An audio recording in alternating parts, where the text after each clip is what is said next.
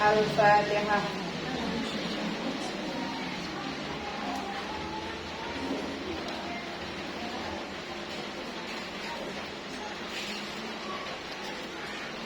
Hari ini saya tidak menanyakan sesuatu ya, tapi barusan kalian sudah baca ya, menghormati teman. Selesai baca menghormati teman? Belum.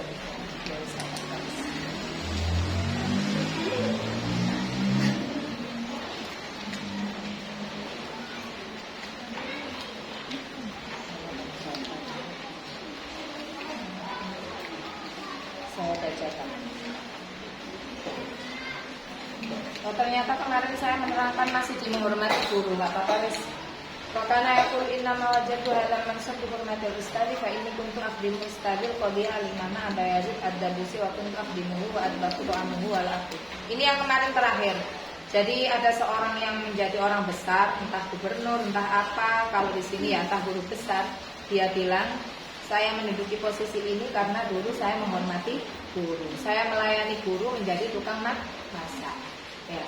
Kalau di pondok itu hat-hatan.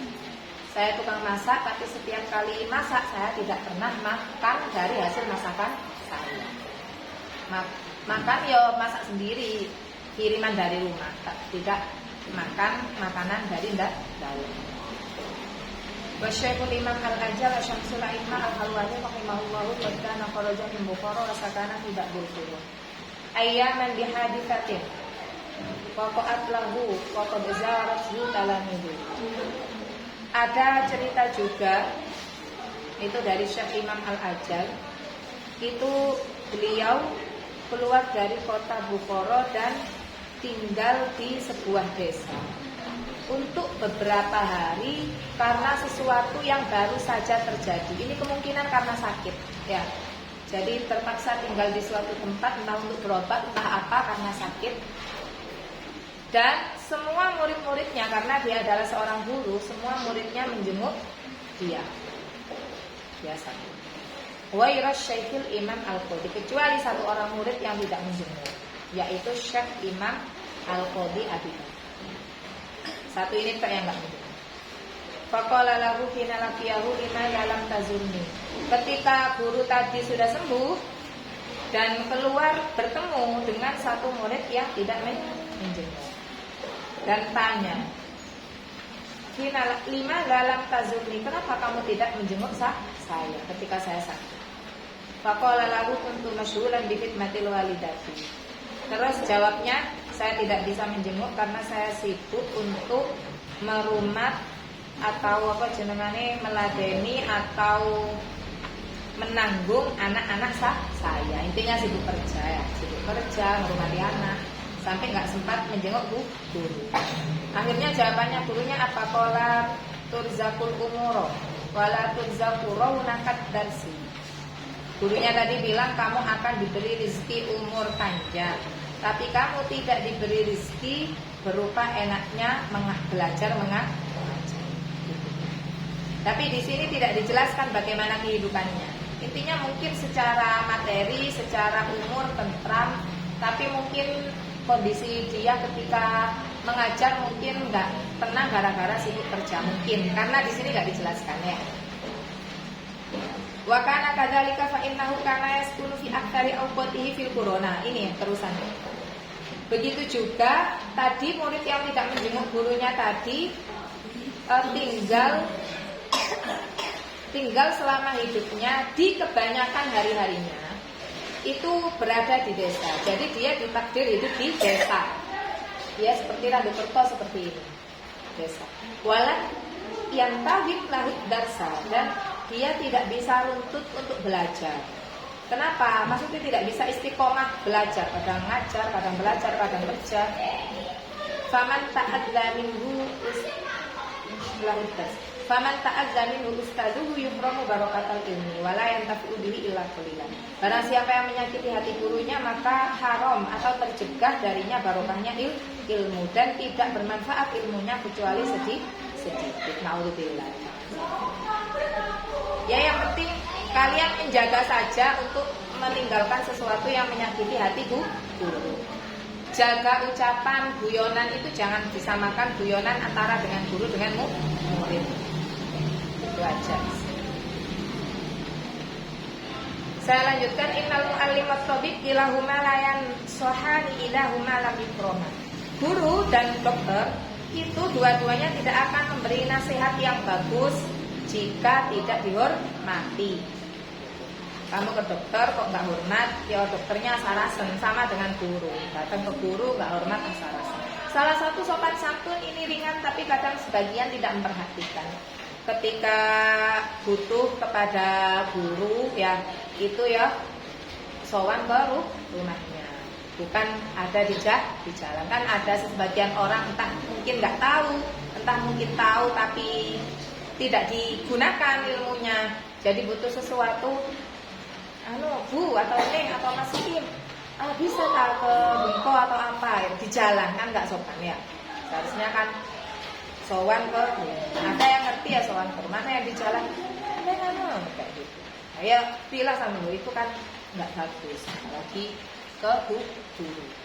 Jadi kalian besok kalau ada keperluan ke guru, ya mungkin dengan dengan yang sesama tetangga itu memang sopan santun itu ukurannya itu nggak ada yang standar ya, karena tergantung tradisi.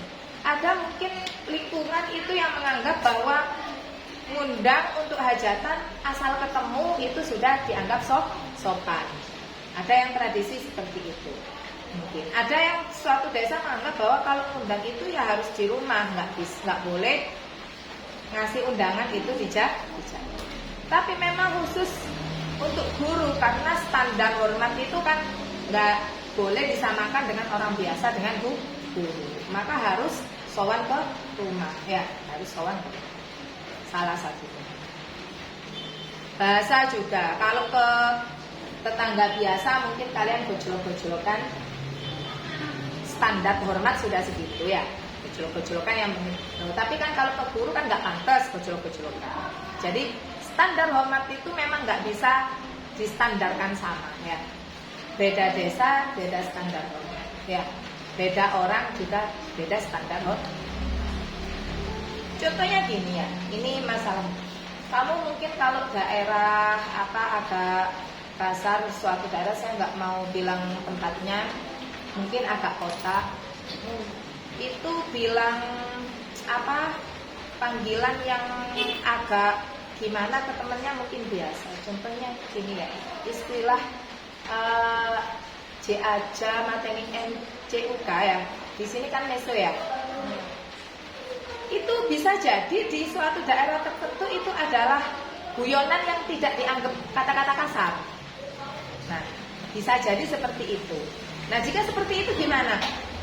Ya berarti standarnya memang segitu ya. Ya. Kalau ke Solo itu kan bicara agak keras sedikit dianggap marah. Nah, berarti standar sopannya ya harus halus. Tapi kalau di sini kan ya bicara tinggi itu ya biasa, obrolan biasa. Ya sudah memang seperti itu, nggak apa-apa. Ya, dipulangkan habis kelasnya langsung pulang, Miss. Nggak usah bantu ibu, Miss. Apa jadinya? Untuk acara PKKM, nggak usah. Tapi saya ngisi 1 jam saja. Nanti saya akhiri di jam 8.40. Intinya apa? Ketika suatu saat kalian hidup di luar daerah yang itu bukan tandu perto, ada perbedaan tradisi, kok seperti itu? Jangan langsung menghukumi itu sah. Tidak boleh langsung menghukumi salah, ya.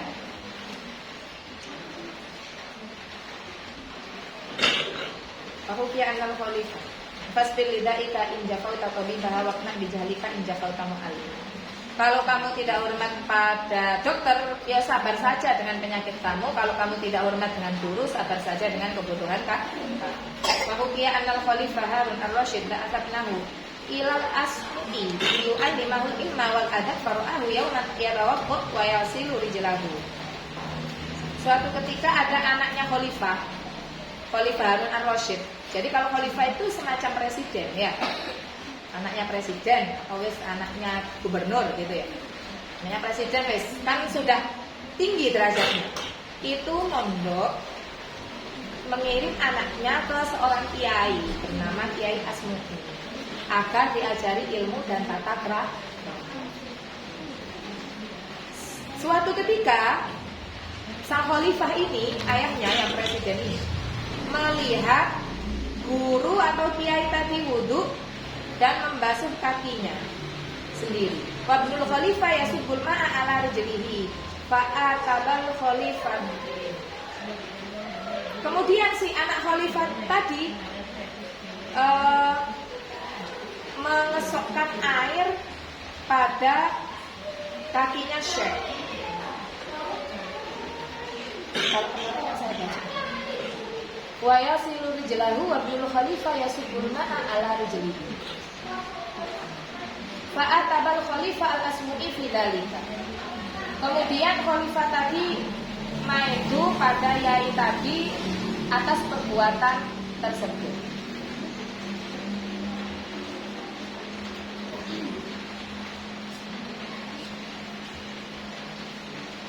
Bentar ya, saya cocokkan dengan ini. Kemarin pemahaman saya itu gini, dia mengambil air dengan tangannya, kemudian ngasihkan air itu ke gurunya.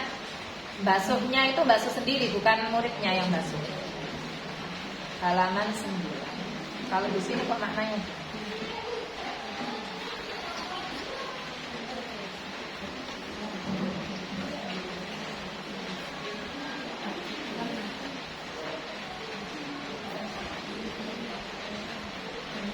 Memuliakan kitab.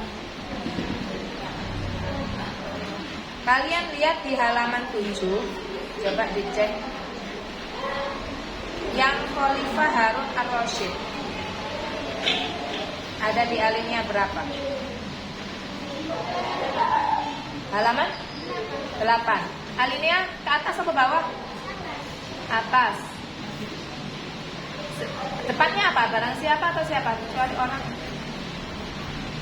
Oh ini ya. Suatu hikayat Khalifah Harun ar-Rasyid mengirim putranya kepada Al-Asma'i atau Al-Asmu'i kalau di sini, agar diajar ilmu dan adab. Pada suatu hari Khalifah melihat Al-Asma'i berwudu dan membasuh sendiri kakinya ya. Jadi sang kiai membasuh kakinya dengan tangannya sendiri. Sedang putra Khalifah cukup menuangkan air pada kaki tersebut. Bisa dipahami. Kalau pemahaman saya itu diambilkan airnya sama putranya Khalifah, kemudian dikasihkan ke kiainya dibasuh sendiri, gitu pemahaman saya. Itu menurut Khalifah masih kurang sopan. Seharusnya ya diambilkan air dibasuhkan juga. Gak usah di tekno banyune terus habis itu saya ambil saya basuh. Tapi gak seperti itu. Seharusnya si santri tadi ngambilkan air dan membasuhkan. Innama ba'atu ilaika itu alimahu wa tu'adibahu falima dalam ta'muruhu bi ayyisab balma adi hidayadaihi wa yasilu bi kufrodi bilaka. Kata Khalifah tadi, dengarkan Aril, kamu sudah ngerti tak baca, enggak baca. Ngono enggak ngono.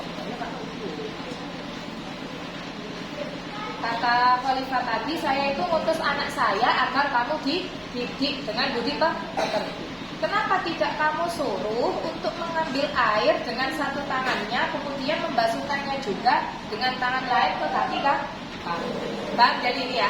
Jadi ukuran sopan segitu itu masih dianggap kurang sopan. Begitu jaganya tata keramanya ulama zaman dulu. Wa min ta'dhimil ilmi ta'dhimul kitab. Nah, selanjutnya kalau bab memuliakan guru sudah, selanjutnya memuliakan kitab. Jadi memuliakan ilmu itu macamnya pertama memuliakan guru, terus memuliakan kitab, nanti terakhir memuliakan teman. Itu memuliakan ilmu ya. Jadi ilmu itu namanya memuliakan itu semuanya yang berkaitan dengan ilmu. Gurunya, dia kitabnya, dia teman sama belajar. Taqdimul kitab bifayam bagi kita lebih Allah ya'khudul kitab illa bit-thaharah. Ini bisa kalian praktekkan. Tapi bukan untuk pelajaran umum seperti matematika IPA ya, aneh.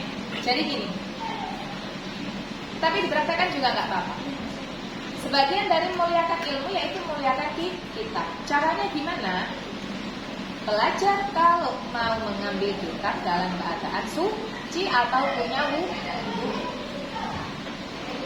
Ya. sunat tapi hukumnya dalam rangka memuliakan kita. Dulu saya pernah praktek kayak gitu. Jadi dulu saya kalau mau belajar itu wudu dhisik, baru belajar. Iya benar, gak wajib. Walaupun kamu ambil gak punya wudu juga gak berdosa. Wa hukiya an Syekh Imam Samsul A'imah Al-Halwani rahmatullahi alaihi annahu qala. Diriwayatkan ini ceritanya nama itu hadal ilma bita'zim. Saya memperoleh ilmu ini karena memuliakan ilmu. Kata imam ini, dia kan imam besar, Imam Halwani. Fa inni ma akhadul kawida illa bitoharah. Saya tidak pernah mengambil kitab kecuali punya wudu. Wa anna Syekh Al-Imam Samsul A'imah As-Sabkhusi rahimahullahu ta'ala kana maktunan wa kana yukarriru fi lailatin fatawaddu fi tilka lailati 17 marratan. Li'annahu la yukarriru illa bitoharah. Pernah kalian praktek ambil kitab harus wudu dulu? Belum. Dia paling gak menjaga cara membawa kitab, jangan dibawa sekarpan. Kayak kitab ojo lurus dengkul. Apa mana lurus saya kira apa mana yang ada buri ya. Paling gak kitab itu kalau gak ada mejanya dipakai. Atau kalau terpaksa kamu makna dan kitabnya masih ada sisa untuk mengarpan. Ojo lurus dengkul. Yang nggak bagus kan kadang sekarpan, nggak peduli kitab itu orang diburi, nah itu kan nggak sopan. Kitab ditekuk, digolong-golong, nah, kan ada kayak gitu, itu hindari, jangan digolong-golong. Bawa ya gitu. Iya itu penting. Kenapa? Terutama kitab yang itu kitab madhab itu kan yang larang ulama. Dan rata-rata kalau ulama itu kekasih Allah. Walaupun dan ini tidak harus mengukur wali itu dengan kesaktian, ya.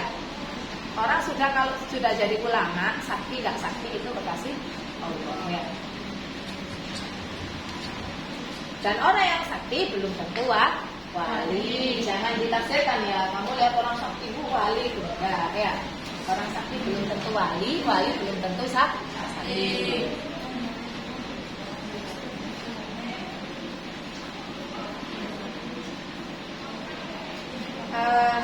Suatu ketika ini ada Syekh Imam Samsul A'imah, ya. Suatu ketika dia sakit perut atau ngisinan, ya. Sehingga mungkin ngisinan, pokoknya sakit perut. Sehingga dia harus bolak-balik di tengah malam untuk wudu. Jadi malam wudu sinau mana, sinau bolak-balik sampai dia wudu 17 kali dalam satu malam itu. Kamu bayangkan wudu itu terluai sarasem ya 17 kali dalam satu malam itu. Kenapa? Karena li'annahu la yukarriru illa karena dia tidak mau belajar kecuali dalam keadaan suci. Ya saya nggak kuat kalau kayak gini. Kamu kuat? Hadza li'annal ilma nurun. Apa alasannya kalau belajar harus keadaan punya wudu? Karena ilmu sama dengan cahaya. Ilmu itu tempatnya di mana? Di hati kamu. Berupa apa? Berupa cahaya. Jadi ketika kamu menghafal sesuatu atau paham sesuatu, paham matematika atau paham pelajaran umum, paham tajwid atau paham tauhid, kamu paham itu berupa apa? Berupa cahaya. Kepahaman itu berupa cahaya. Ya. Wal wudu'u nurun, dan wudu juga cahaya. Azdatu nurul ilmi bihi. Maka nurnya ilmu itu akan semakin bertambah sebab wudu. Ini alasannya. Walaupun kamu nggak setiap bawa kitab punya wudu, paling nggak kalau mau sekolah punya wudu. Biar ketika mendapatkan pelajaran kondisi punya wudu. Paling nggak nanti kalau mau belajar wudu. Wa minat ta'limil wajib alla yamudda rijlahu ilal kitabi. Dan salah satu penghormatan atau taklim yang wajib hukumnya, tidak boleh memanjangkan kaki di kitab sembojo di kono kitab. Entah ini pemaknaannya di depan kaki kitab atau gini kalian sembojo kitabnya gini. Tapi kemungkinan kalau ini wajib di depan kaki itu kitab kan teman nggak sopan ya. Tapi kalau masih posisi ini kan kadang kan faktor capek gitu ya kalau sinau. Yang penting kitabnya jangan di depannya kaki. Karena pelecehan nih. Tadi wa yadul kutub tafsir fauqa sa'iril kutub, meletakkan kitab tafsir di atas kitab lain. Punya kitab tafsir kamu? Enggak punya? Enggak punya ya? Punya. Ada pelajaran tafsir, Pak? Enggak ada. Ada. Sudah dipraktekkan kitab tafsir ditaruh di atas kitab lain. Sudah kayak gitu. Enggak. Habis nanti dibalik ya. Tatanannya kitab tafsir harus di atas sendiri. Baru sisanya kitab yang lain. Kalau dulu memang saya perhatikan, saya kalau naruh kitab ada tafsir, saya taruh atas sendiri. Kecuali kalau natanya ngadeg, ya. Natanya ngadeg kan jejer ngadeg. Kalau natanya gini tidur, tafsir harus di atas sendiri. Ciri saya kalau saya belajar, terutama belajar ilmu agama ya, itu saya pahami, saya masukkan ke hati, yang perlu saya praktekkan langsung saya praktekkan. Ciri saya belajar. Termasuk di bab ini. Saya baca bab ini. Tafsir harus taruh di atas. Seketika itu saya langsung noto tafsir di atas. Gitu. Kamu? Kayak gitu juga. Termasuk ketika saya membaca gini ya. Ini pernah nggak kamu baca? Kitab Tauhid setelah Aqidatul Awam itu kalau nggak salah Kifayatul Awam ya, yang kitab bener yang kelas 5 ya, Kifayatul Awam. Ya. Ya, apa namanya? Gak tahu namanya. Oh, gak harus namanya. Pernah kalian baca kalimat? Kalau dulu kan saya masih kelas 4 kan sama belajar gak gitu serius ya, gak gitu masukkan di hati. Kelas 4 mati. Kelas 5 saya mulai dilebokno nang hati. Kelas 6 semakin dilebok. Itu saya baca kalimat, entah kalian baca atau enggak. Di kitab itu berbunyi menghafal, walaupun itu ada di kitab Aqidatul Awam, karena saya enggak serius ketika belajar Aqidatul Awam. Menghafal aqaid 50 beserta dalilnya hukumnya wajib. Ya. Yang di Kifayatul Awamnya, bukan yang di Aqidatul Awam. Di Aqidatul Awam ada. Di Kifayatul Awam. Pas saya baca itu, saya belajar di rumah, enggak diterangkan guru. Menghafal aqaid 50 dan dalilnya hukumnya wajib bagi setiap orang. Seketika itu saya hafal 50 aqaid tanpa disuruh. Enggak ono pokok hafalan di sekolah, enggak ada. Tapi ketika saya tak wajib, langsung saya hafal.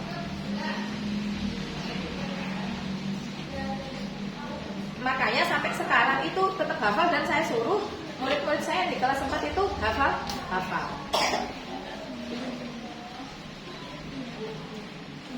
Ini semuanya hafal, apa ya 50? Itu hafal. Dan dalilnya itu penting. Ini ya, satu sifat itu yang ya semua sifat itu penting. Tapi kenapa kok sifat 20 itu jadi penting? Ya, suatu saat ya, ketika kamu mengalami problem akidah ya, yang menyebabkan ragu ya dalam keyakinan, itu gak sampai keluar dari Islam. Contoh gini ya, kamu diuji ekonomi sampai kekurangan makan ya. Kemudian ada orang Kristen memberikan bantuan tiap hari, ngasih makan tiap hari, sampai kamu seolah-olah yang bantu itu orang Kristen, bukan orang Islam, sehingga menyebabkan keyakinan itu agak goyang. Kok yang bantu saya orang Kristen, kok bukan orang Islam? Itu kan suatu saat kan kayak gitu. Tapi berkatnya tauhid, terutama yang salah satu sifat Allah itu mukhalafatul lil hawa. Tuhan itu tidak akan sama dengan hawa. Nah, ketika ada keinginan untuk seolah pindah agama, akan bilang kayak gini, ya masa Tuhan saya itu digambarkan seperti manusia yang disalib ya. Kan Tuhan itu tidak sama seperti hawa. Jangankan mau digambarkan, disimpulkan, dibayangkan dalam akal saja tidak boleh. Makanya kan yang diherankan oleh agama lain itu ketika melihat orang Islam sembahyang tidak ada simbol yang disembah di depan. Semua agama kan ada simbol yang disembah, walaupun mereka mengakui bahwa itu bukan Tuhan, itu hanya simbol. Yang apa? Yang Buddha harus ada patung, yang Hindu harus ada patung, yang Kristen harus ada salib. Giliran yang Islam nggak ada simbol apa-apa. Masih sholat di kamar dadi, sholat di kene dadi, sholat di mana-mana aja jadi. Dan nggak harus bawa sesuatu. Karena Tuhan itu tidak boleh disimbolkan. Apa namanya? Kira sih ini.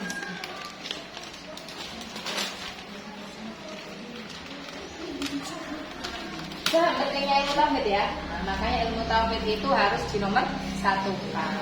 Kalian nggak pada akhirnya mondok ataupun tidak mondok harus bisa tahu. Bisa baca kitab atau tidak bisa baca kitab harus bisa tahu.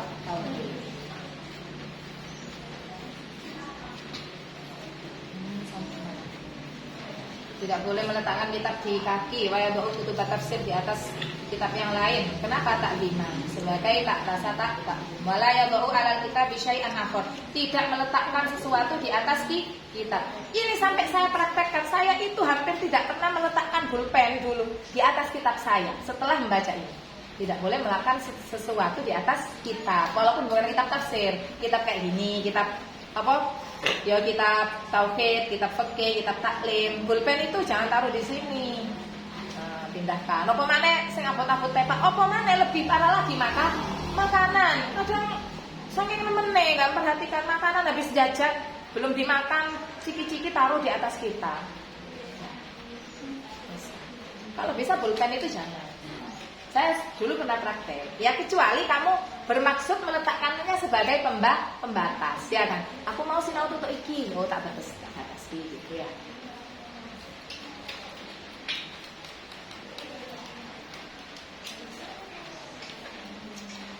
Wa kana ustadzuna Syekhul Islam Burhanuddin rahimahullahu taala yahki ala syaikhih minal masyayikh. Ada cerita lagi. Anna faqihan kana wadu al-mihbarah alal kitab. Ada seorang fakih, ahli fakih meletakkan tempat tinta di atas kitab, kotak emangsi, mangkok emangsi. Faqala lahu bil farisiyah. Kemudian dia menegur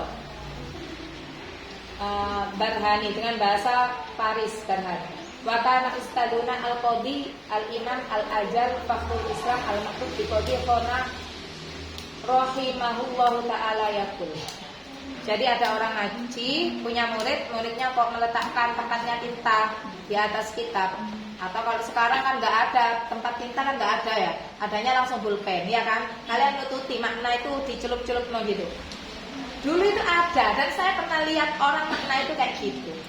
Jadi ada tempat tintanya, ini pulpen itu setiap makna ngecelup kayak gini, ngecelup aneh, seperti orang batik gitu.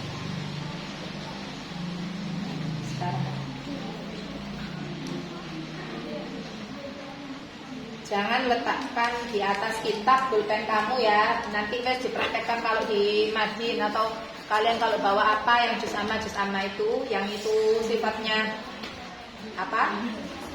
Karangannya ulama ataupun lebih-lebih Al-Qur'an, jangan sampai ditaruhi sesuatu.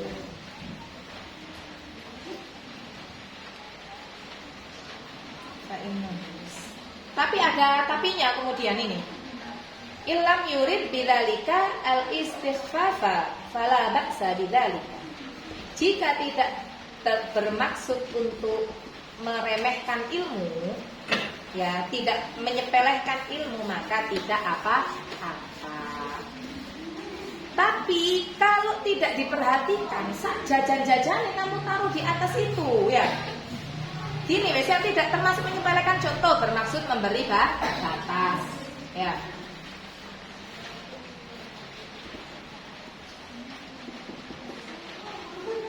Kemudian, wal aula ayyataharraza anhu wa min at-ta'limil wajib ayyujawida. Tapi yang lebih baik meninggalkannya, walaupun tidak menyepelekan, jangan taruh saja. Dan termasuk dari takzim yang wajib, ini wajib. Ayyujawida kita batal kitabi, untuk memperindah tulisan kalau makna dibaguskan tulisannya. Wala yuqornito, dan tidak mengecil-kecilkan tulisan, tapi namanya makna itu pasti kecil. Paling ini catatan mungkin ya. Gurunya menerangkan dicatat, jangan kecil-kecil kalau nyatet. Wa yatsrukal hasyiyah, dan jangan menulisi di pinggir kitab allati yuqarnitu fiha, yang kecil-kecil, membuat catatan di pinggir kitab yang kecil-kecil. Illa indat darurah, kecuali karena darurat. Kalau zaman sekarang itu darurnya apa? Kalau kamu baca kitab yang itu bahasa Arab kan nggak ngerti maksudnya. Padahal sebagian kan ditulis maksudnya di pinggir. Itu darurat. Waro'a Abu Hanifah rahimahullahu ta'ala katiban yuqarnitu fil kitabah. Imam Abu Hanifah itu melihat seseorang menulis kecil-kecil di kitabnya. Faqala la tuqarnit khattaka, jangan menulis dengan kecil-kecil. Kenapa? Li'annaka in ishtatanda, jika kamu sudah tua nanti kamu akan getun. Kamu akan getun itu apa? Getun itu kasta muri. Kamu kalau tulisannya kecil-kecil, besok kalau tua getun. Ya ini berlaku bagi mereka yang senang belajar. Bagi kamu yang tidak suka belajar, kitab setelah lulus ditaruh nggak pernah dibuka, ya nggak ada getun. Ngapain getun? Nggak pernah dibuka. Ya hebat kamu kalau suatu saat sudah menikah kok masih buka kitab. Ya. Wa in mutta tushta, jika kamu meninggal, kamu akan dipaitu. Maksudnya kenapa?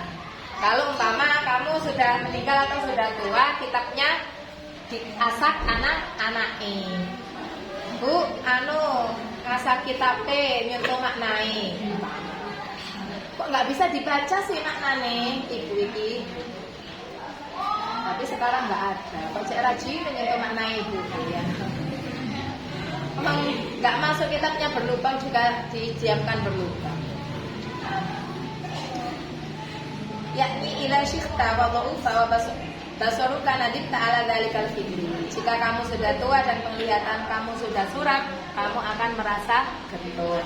Pahutiya Syekh Muhammad Majduddin Sarhaki annahu qala ma qurmatna nadimna wa man takhotna nadimna wa ma lam nuqabil nadimna. Intinya saya tidak mengecilkan tulisan karena saya takut getun. Wa yamali ayakuna taktiul kitab murabba'an. Sebaiknya bentuknya kitab itu segi 4. Saya kira nggak ada kitab yang bentuknya bulat atau segi 5 atau segi 3. Semuanya segi 4 ya.